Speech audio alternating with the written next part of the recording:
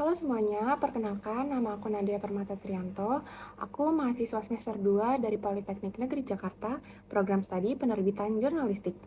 Nah, kalau dengar kata jurnalis, pasti nggak jauh dari media dan pemberitaan. Hal ini nggak akan ada habisnya. Mereka akan selalu berkembang dan berubah seiring berjalannya waktu. Selalu ada hal baru yang bisa diberitakan dan juga kasus-kasus lama yang belum terpecahkan untuk digali kembali. Salah satu contoh nyatanya adalah pengungkapan kasus pelecehan yang melibatkan pastor-pastor gereja Katolik di Boston. Nah, kisah nyata ini diangkat menjadi film yang berjudul Spotlight. Nah, pada video kali ini aku akan sedikit mereview tentang film tersebut untuk memenuhi tugas ujian akhir semester, mata kuliah, hukum pers, dan kode etik jurnalistik.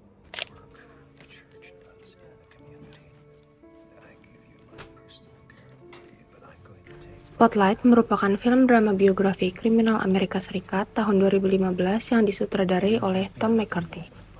Film ini merupakan drama investigasi yang diangkat dari kisah nyata. Film ini menceritakan tim jurnalis investigasi Spotlight dari surat kabar The Boston Globe yang mengungkap kasus pelecehan oleh sejumlah pastor di gereja Katolik di kota Boston. Melalui penyelidikan yang mendalam, mereka menemukan bahwa kasus tersebut telah berlangsung selama bertahun-tahun dan ditutupi oleh berbagai pihak. Film ini menyoroti pentingnya jurnalisme investigatif dalam mengungkap kebenaran dan memperjuangkan keadilan bagi para korban.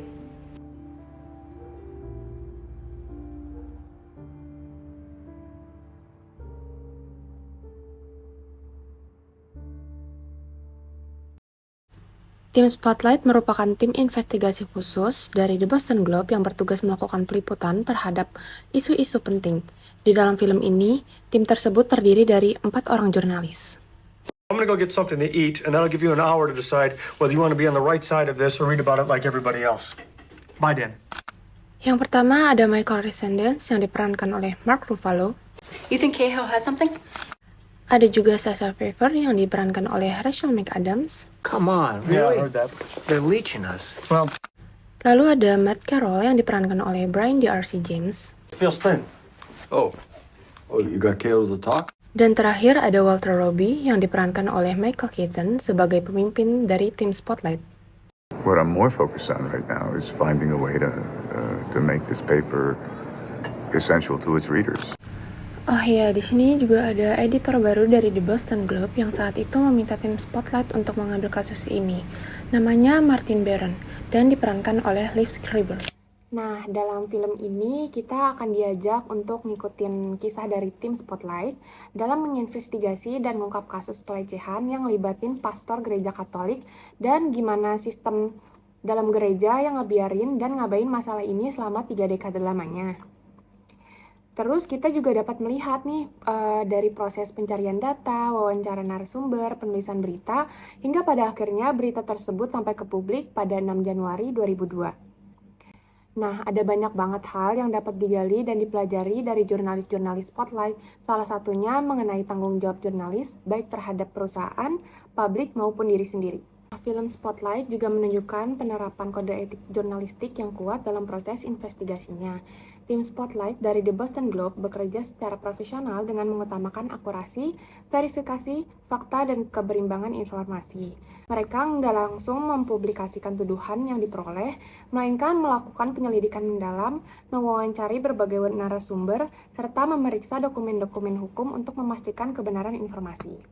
Selain itu, para jurnalis dalam film juga menghormati narasumber, terutama korban pelecehan. Mereka melakukan wawancara dengan penuh empati dan tidak mengeksploitasi penderitaan korban demi mendapatkan berita yang sensasional. Sikap tersebut mencerminkan tanggung jawab moral jurnalis dalam melindungi martabat dan hak-hak narasumber.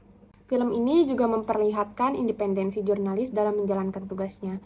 Meskipun mereka menghadapi tekanan dari berbagai pihak yang memiliki pengaruh besar di masyarakat, tim Spotlight tetap berpegang pada fakta dan kepentingan publik.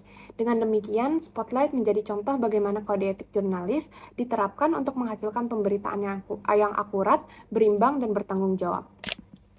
Nah, Spotlight juga membantu para penyintas pelecehan oleh pastor-pastor Katolik Roma untuk mendapatkan bantuan, baik secara fisik maupun mental lewat upaya-upaya seperti membuka hotline agar para penyintas bisa terdata, dan mendesak gereja untuk segera mengakui kesalahan dalam sistem mereka dan membayar ganti rugi pada korban. Can I say something here? Sometimes it's easy to forget that we spend most of our time stumbling around in the dark. Suddenly a light gets turned on and there's a fair share of blame to go around.